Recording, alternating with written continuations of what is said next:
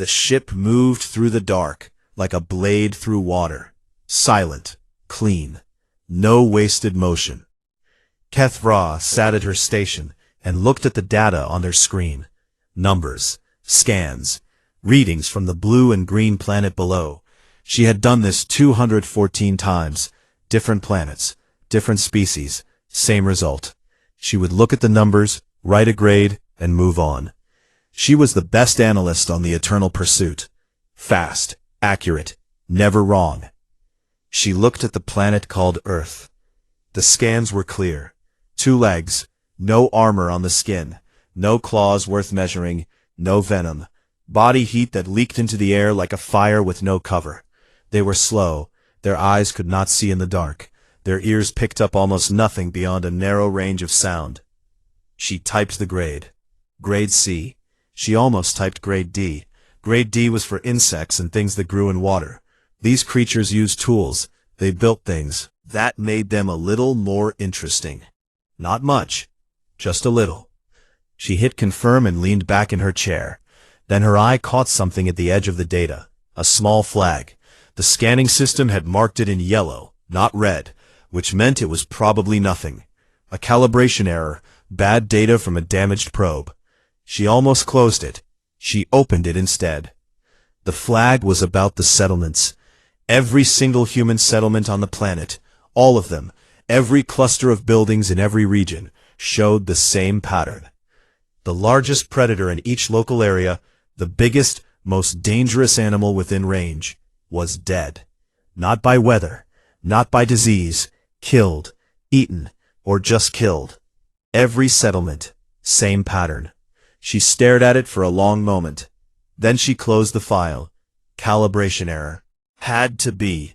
She filed the Grade C report and went to sleep. 3 hunting teams landed on Earth 12 days later. 36 hunters total. Young ones, most of them. This was a training run. A Grade C planet was how you broke in new hunters. Low risk, good practice. Something that would run and make them work a little for it. The Vreth had a word for this kind of hunt. It translated loosely as a good morning's work. The 3 teams landed on 3 different parts of the planet. One in a cold northern forest. One in a dry grassland near a large body of water. One in a place with red and orange rock and deep-cut canyons. Standard protocol. Land quietly. Find the locals. Track them. Take them. None of the 3 teams came back. High Hunter Das Kral read the report, standing up. He didn't sit for reports. Sitting made you soft. 36 hunters. 3 teams. 0 return signals. No emergency beacons. No distress calls. Just silence. He put the report down. Environmental, said the officer across the table. The planet has significant weather events. Terrain anomalies. The teams likely encountered. 36, Daskrell said. The officer stopped talking. 36 hunters, he said again, and not one of them sent a single distress signal. The room was quiet. There was a junior analyst at the back, young, first posting on a survey vessel. She had been quiet for the entire briefing. She had a look on her face that Daskrell noticed because he was good at noticing things. It was the look of someone who had a thought they had decided not to say out loud. Speak, he said. She looked up. Grade C prey doesn't leave no bodies, sir. The room stayed quiet. Daskrell looked at her for a long time. Then he looked back at the report. Then he put it down again, carefully, and walked to the window and looked at the blue and green planet below. Send 4 more teams, he said. Experienced hunters this time. He didn't say what he was thinking. What he was thinking was, 36 hunters, and not one of them even screamed. Outside Kano, in northern Nigeria, the red earth was cracked and dry, and it smelled like dust and something burning far away. Sergeant de Lavas stood over the body and looked at it without moving. 8 limbs. Skin that was almost the same color as the rock around it. Thermal imaging would have loved it. In the right light, on the right terrain, it probably disappeared completely. It was dead. So were the 2 beside it. Her unit had found them at the perimeter wire just before dawn. They hadn't come through the wire, they had been standing at it, measuring. Something had taken them from behind while they were doing it. Della crouched down. She looked at the entry wound on the closest body. Clean, high angle, long range. She looked up, looked at the direction the shot had come from. Open scrubland, brown grass, a few flat-topped trees, nothing else for 60 kilometers except a cattle trail, and at the end of it, an old herder named Musa, who had been keeping animals alive in this landscape for 63 years, and who had been killing everything that threatened them for just as long. She stood up. One of her soldiers came up beside her. Young guy, Lagos, nervous energy he couldn't quite hold in. What do we do with them? She looked at the bodies for another moment. Document them, she said. Photograph everything. Take measurements. And then we figure out what else is coming. She walked back toward the base. The sun was just starting to come up. The sky was the color of a bruise going yellow at the edges. A bird called from somewhere in the grass.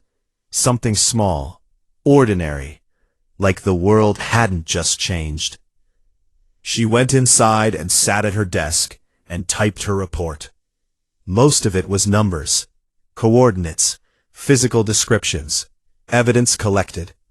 She wrote the way her uncle had taught her to track. No extra words, no feeling, just what she saw and where she saw it. At the end, she typed 3 words. She looked at them for a moment, decided they were enough. They picked wrong. She sent the report and poured herself a cup of tea that had gone cold an hour ago, and she drank it anyway.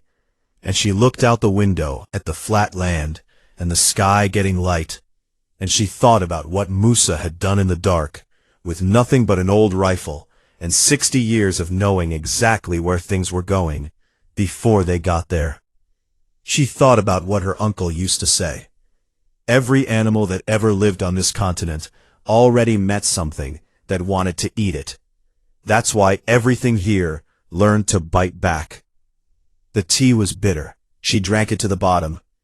Outside, across the wire, the scrubland was quiet and golden and completely empty, and had been according to every piece of equipment the base had for the past 3 hours. It hadn't been empty. The bodies proved it. She wondered how many more were out there that she hadn't found yet. She wondered how many more were coming. She put down the cup, stood up, went to find Musa. 47 hunters in 6 weeks. Daskrall read that number every morning. He had it written on a card on his desk. Not because he needed reminding, because he needed the feeling of it, the weight of it pressing against something in his chest that he refused to name. Prey did not kill 47 hunters in 6 weeks. Prey ran. Prey hid. Prey made noise and left tracks and panicked in open ground. Prey at its worst turned and fought when cornered. Claws, teeth, a last desperate bite before the end. That was the way of it. The Vreth had written libraries about it. Thousands of years of recorded hunts, all telling the same story. The hunted ran. The hunters followed. That was the shape of the universe. The universe, it appeared, had changed its shape. He sent the 4 experienced teams down.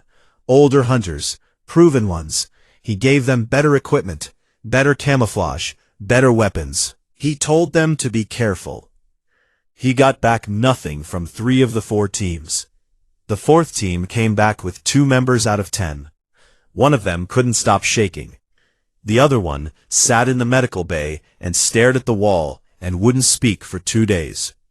When she finally spoke, she said only this: "They were already behind us when we landed." The Zagros Mountains stood in a part of Earth that had seen armies come and go for 10,000 years. Empires had tried to hold those passes. Most of them were gone now. The mountains were still there. The Vreth hunting party of 12 moved through a valley just after sunset. Good light for them, bad light for most prey. Thermal signatures lit up the rock faces in shades of orange and yellow. 12 trained hunters in perfect formation. They had been tracking a human unit for 6 hours. The tracks were clear. The humans were moving slowly, carrying weight, sticking to a narrow path that ran between two steep ridges. The Vreth hunters were certain they had not been seen. Their camouflage was perfect. Their thermal suppression was active.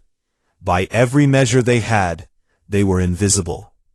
They had been spotted 4 hours ago. The human unit had not been fleeing. It had been leading. There is a difference, and it matters enormously. And the Vreth hunters understood it only when the exits to the valley closed. Not with walls, with people. Humans on the ridges, humans at the far end of the valley, humans at the entrance behind them.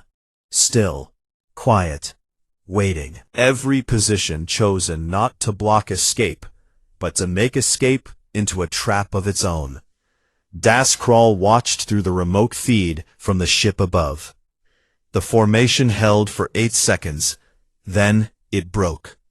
12 trained Vreth hunters. Hunters who had passed every test, who had blooded themselves on 6 different species, who had never in their careers done the thing prey does, scattered. They ran in different directions, dropped equipment, made noise. Some of them went for the ridges, which was where the humans were waiting. Some of them went for the valley entrance, which was also where humans were waiting. None of them went anywhere useful. It was over in less than 4 minutes. Das Kral turned off the feed. He sat at his desk for a long time. What he had just watched was not humans fighting. He had seen prey fight. What he had watched was humans herding. They had moved a predator species through terrain the way a careful shepherd moves animals toward a gate, with patience, with understanding of how the animal thinks, and with people placed exactly where the animal will decide to run. They had known. From the moment the Vreth party landed, the humans had known, and they had made a plan, and the plan had worked perfectly. He picked up his card with the number on it, 47. He wrote a new number beside it, 59. 2 weeks after the Zagros Valley, a Vreth hunter was captured for the first time in the history of Vreth expansion. Her name was Veth Kal. She was 23 years old, by Vreth reckoning. She had been unconscious when they found her, half buried in rock debris from a controlled demolition the humans had triggered at the valley's northern end. They brought her to a secure facility. Medical first, then food. Then, when she was stable, a room with 2 chairs and a table and 3 people. A human general, a translator, and Sergeant Della Voss, who stood in the corner with her hands at her sides and said nothing. The general asked simple questions. Where had the hunting parties come from? How many ships were in orbit? What were the command structures? Veth Kal said nothing for most of it. Then the general asked the question Della had written on a folded piece of paper and passed to him before the session. What did you expect when you landed here? Veth Kal was quiet for a long time, long enough that the translator checked his equipment twice. Then she said it, flat, honest. The way you say something that has been sitting in your chest, taking up too much room. Something that would run. The general nodded slowly and wrote something in his notes. Della spoke from the corner. She didn't move, just spoke, in the same even voice she used for everything. We've been at the top of our food chain for 200,000 years. Running was never really our thing. Veth Kal looked at her. Della looked back. Neither of them said anything else. There was a cave in southern France where, 40,000 years ago, people with no metal and no machines and nothing but fire and sharp rock on sticks had drawn pictures on the walls. They had drawn the things they hunted: horses, bison, woolly rhinoceros.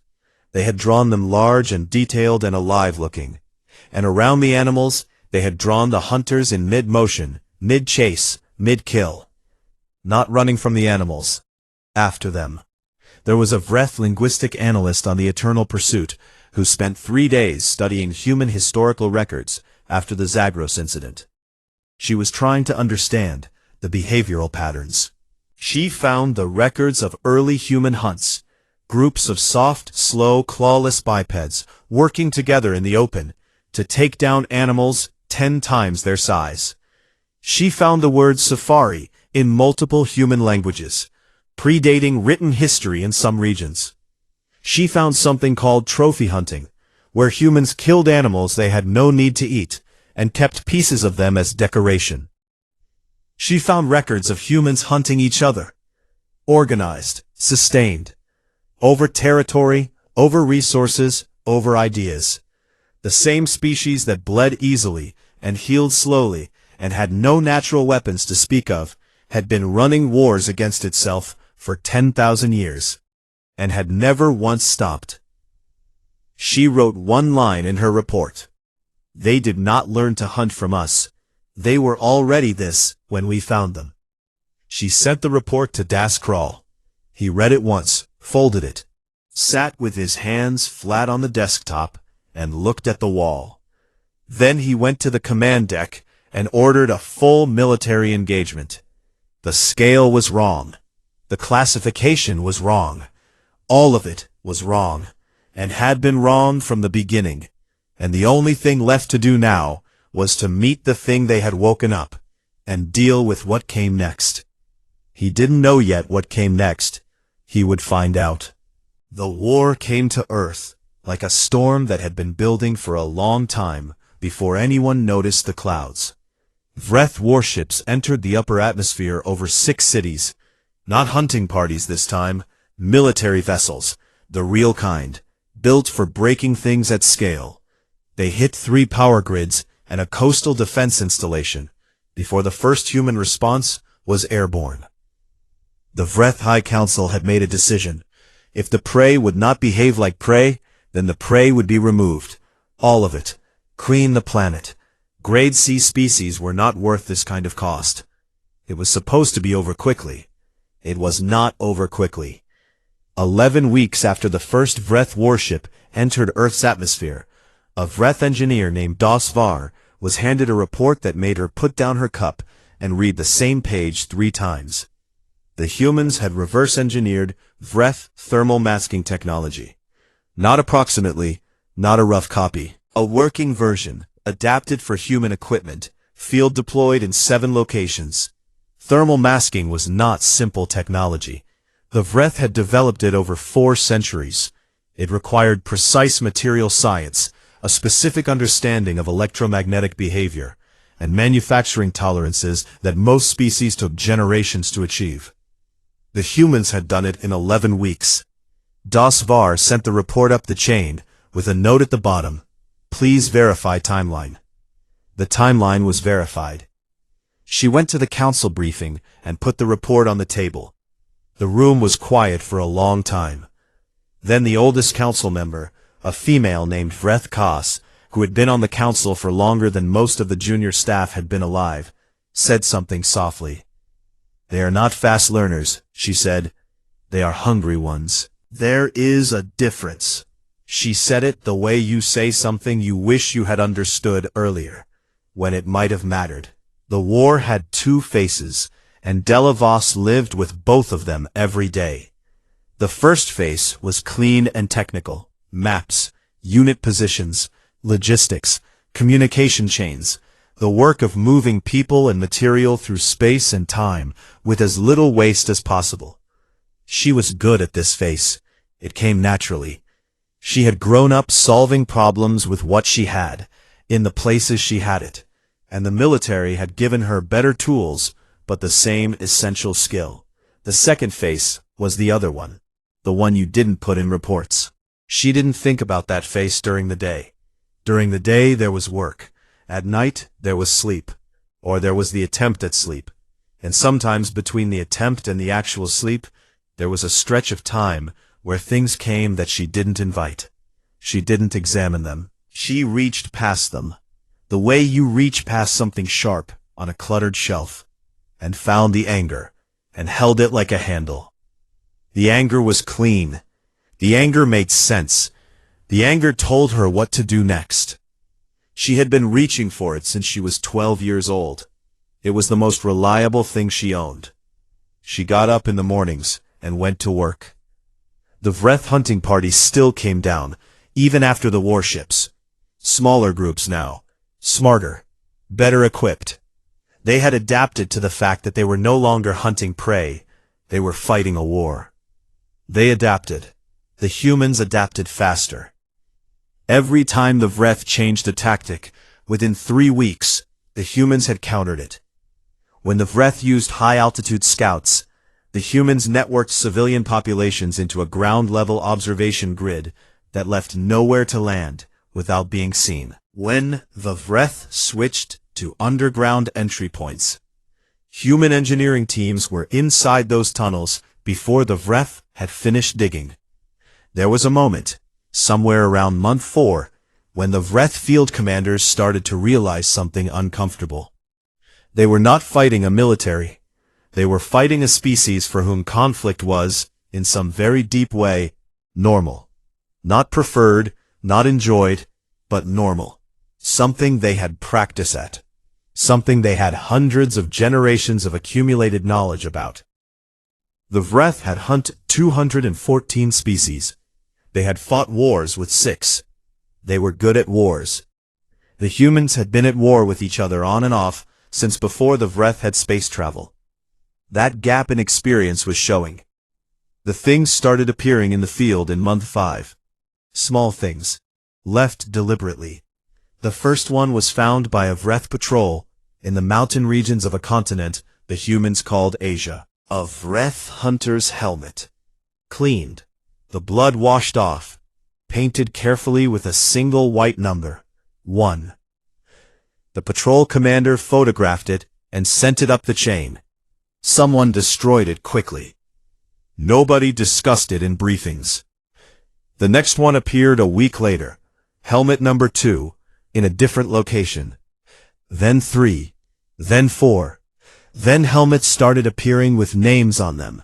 Vreth names correctly spelled, taken from captured communications. The Vreth High Council understood eventually what the humans were doing. Trophies. The humans were leaving trophies. To the Vreth understanding, trophies were a prey behavior. You left a piece of the predator to warn the next predator. Danger here. Turn back. It was a fear response. A deterrent. It took them 8 weeks to understand that for humans, trophies meant nothing of the kind. For humans, a trophy was an announcement. It said, I was here. I did this. I am counting. When that understanding hit the council, it hit hard. Della's unit took a Vreth forward position in the dry season of month 6. The fight lasted 40 minutes. 6 Vreth hunters down. 2 came out of a supply structure with their hands, all 8 of them, raised. She processed the surrenders, called it in, had her medic check them over, assigned a guard, wrote the report. Then she went to her tent and sat down on the edge of her cot and looked at the floor. She was not thinking about the 6 who went down. She was not thinking about the 2 who surrendered. She was not thinking about strategy, or casualty numbers, or the next mission, or what the morning looked like. She was thinking about her uncle's hands. Thick hands, careful hands, the way they moved when he cleaned a kill, not rough, not wasteful. The way he said what he always said. You respect it. Even now, especially now, the animal gave you its life. That means something. She had believed that. She still believed it. She just wasn't sure, in month 6 of a war she hadn't asked for, whether she was still doing it right. Whether what she did in that forward position 40 minutes ago had been something her uncle's hands would recognize. She didn't look at that too long. She reached past it, found the handle, and held it. Known thing. She lay down and closed her eyes, and was asleep in under 3 minutes, because she had trained herself to sleep anywhere, and she was going to need to be sharp in the morning. Outside the tent, the night was huge and full of stars, and somewhere up in those stars, a Vreth warship was adjusting its orbit, and the 2 Vreth prisoners sat quiet in their guarded corner, and one of them said something soft to the other in their own language. The guard on duty didn't speak Vreth. What the prisoner said was, They don't even hate us. That's what I can't understand. They don't even hate us. The other one didn't answer. The stars moved slowly overhead. The night went on. The ships left Earth's atmosphere on a Tuesday. Nobody had planned for it to be a Tuesday. Tuesdays didn't mean anything to the Vreth, and in the grand scale of an interstellar war, they didn't mean much to anyone else either. But Della Voss would remember it as a Tuesday for the rest of her life, the same way people remember the day of the week for certain things that change the shape of everything that comes after. 41 vessels, human-built. Most of them adapted from cargo and research platforms that had been pulled from civilian use and retrofitted with Vreth-derived weapon systems, human engineering innovations, and a level of improvised, held-together-with-will engineering that made the Vreth technical analysts, who saw the footage later, feel something they could not quite name.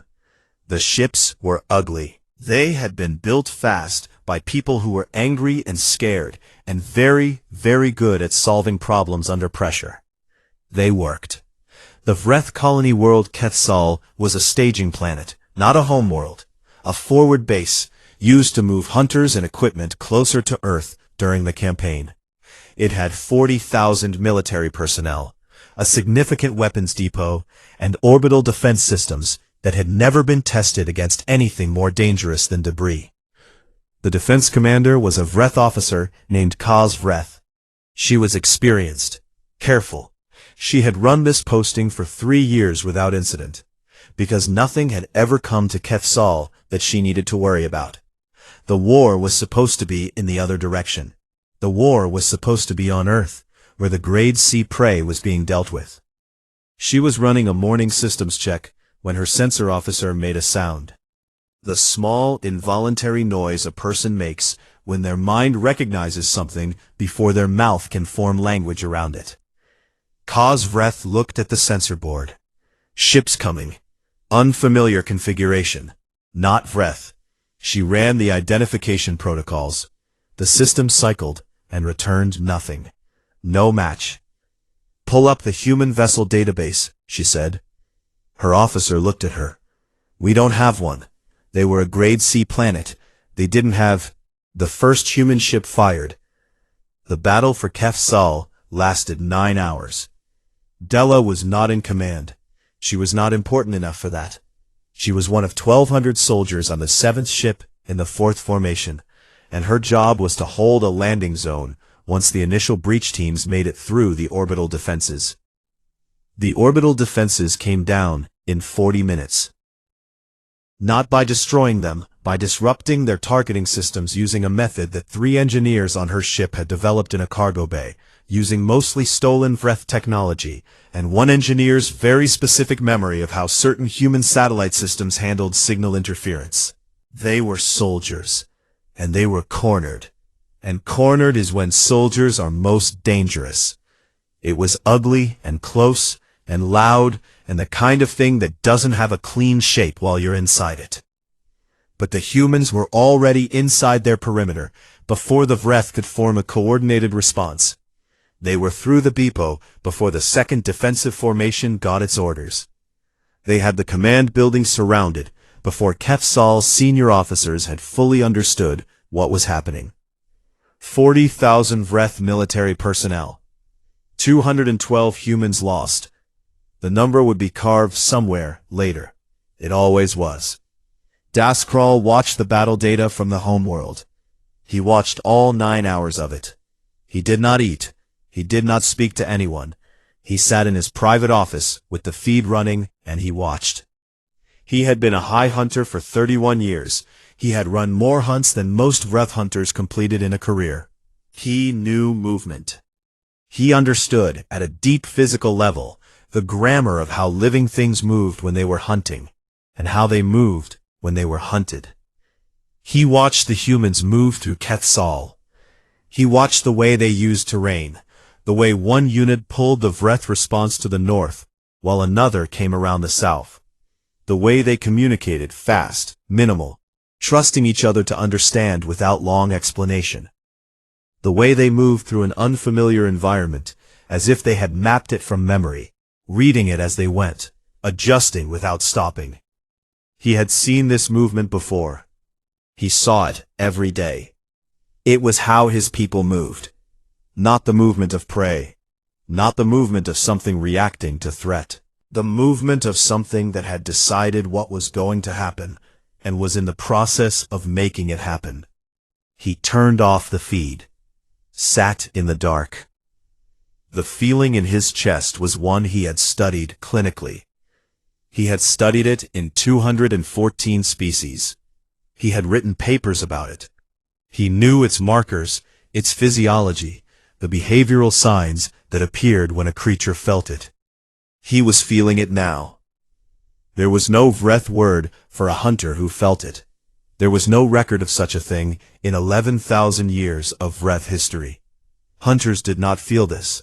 Prey felt this. He sat with it for a long time. Then he got up and went to the council chamber and asked to speak. The council listened to him. They always listened to him. He had earned that much. He told them plainly, the war was not going the way they had believed it would go.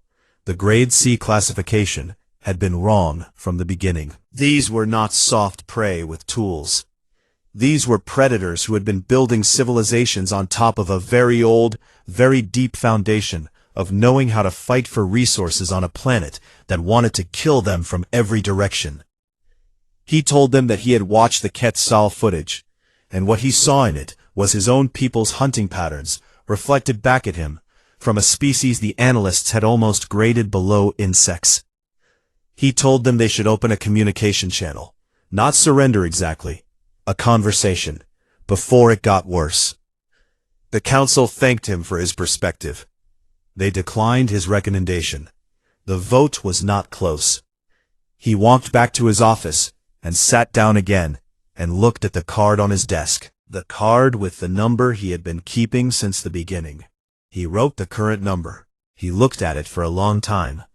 Then he wrote one more line below it, not a number this time, just a few words in his own language. We chose the wrong planet. He folded the card and put it in his pocket, and went to the window and looked at the stars and waited for what was coming. He didn't wait long. The message arrived at the Vreth homeworld early in the morning, local time.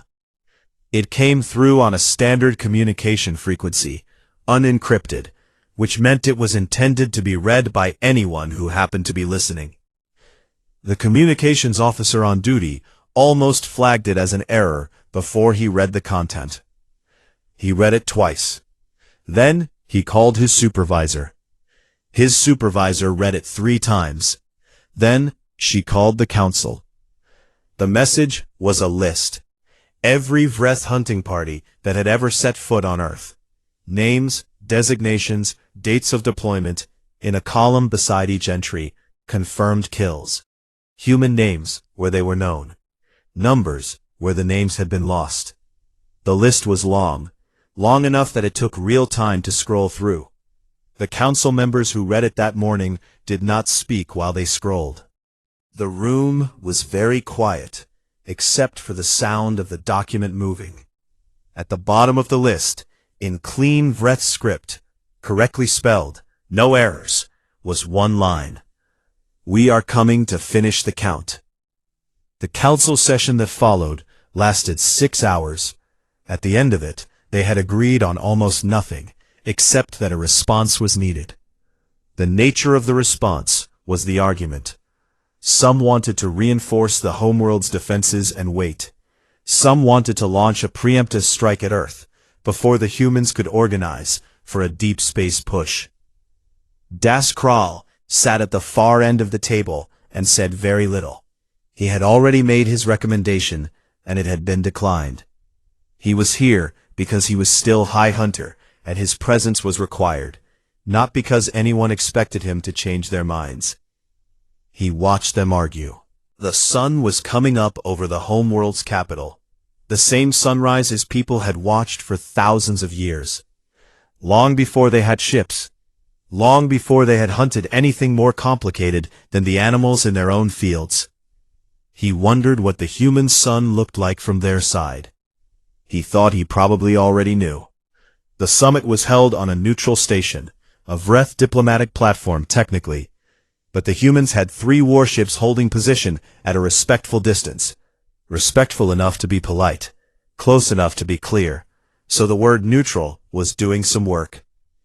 The room was plain, a table, chairs that had been adjusted for the physical differences between species, a translation system set into the table surface, windows along one wall, showing open space, and at the edge of the view, the faint distant shape of the Vreth homeworld. The human delegation came in and sat down. Della Voss was not the lead representative. She was 3 meters behind him, standing against the wall, hands at her sides.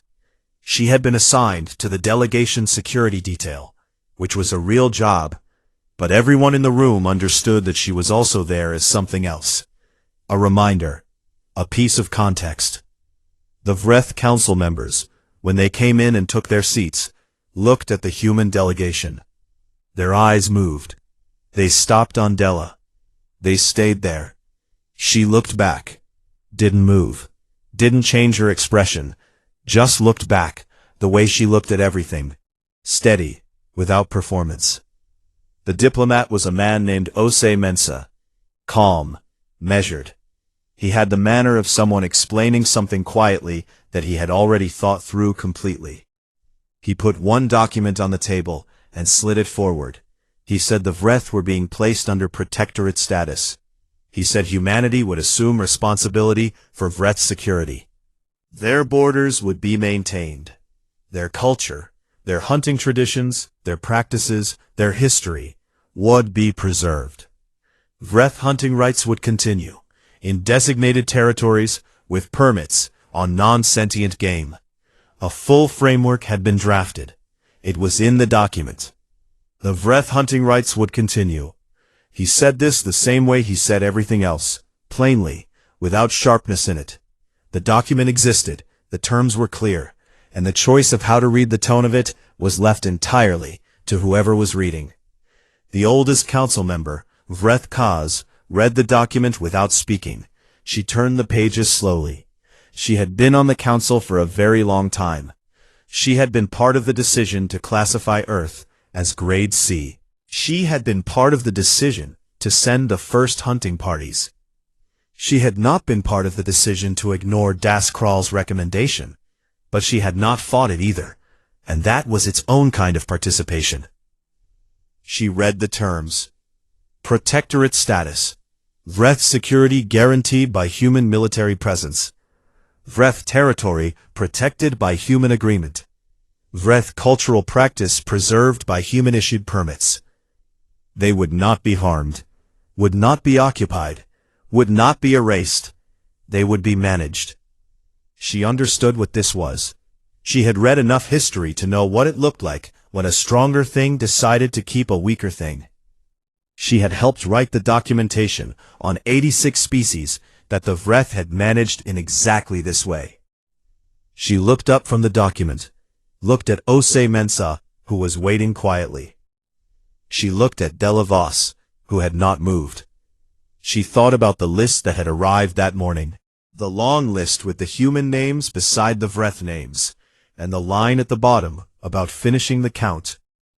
And she thought about the fact that these terms, the terms on this table, were nothing like the terms the Vreth had ever offered anything. The Vreth had never offered protectorate status.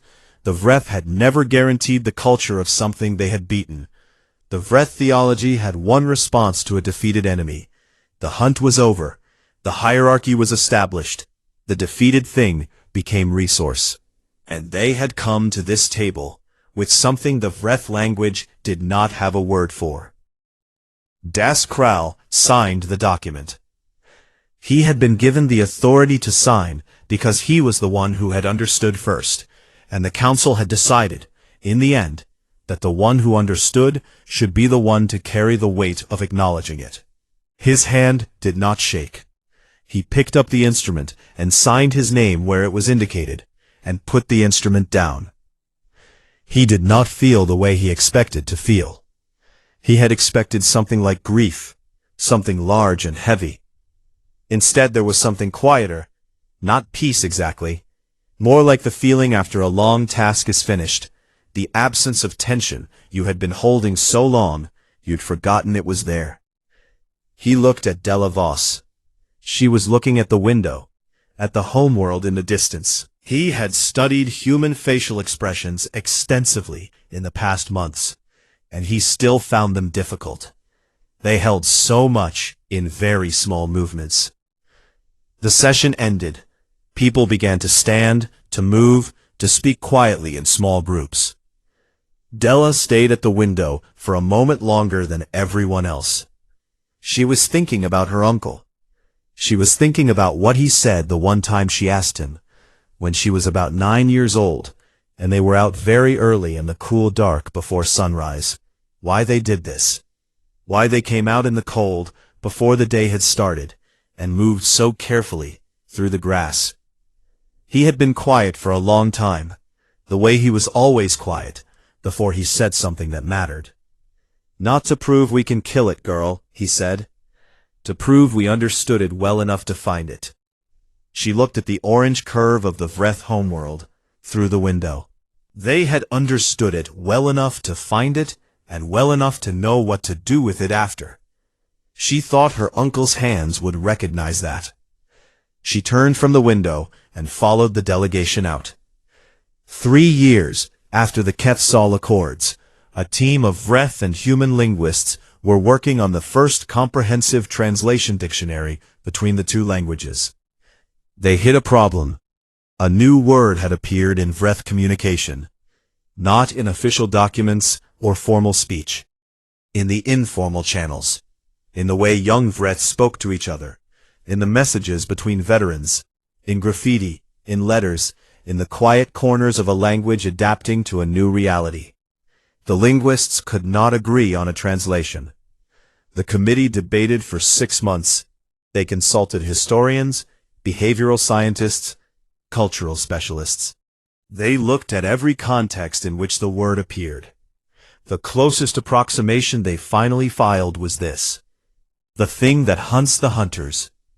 What they noted in their report, carefully, as a matter of record, was the following. In every context in which the word appeared in Vreth communication, it was not used as a warning. It was not used as an insult.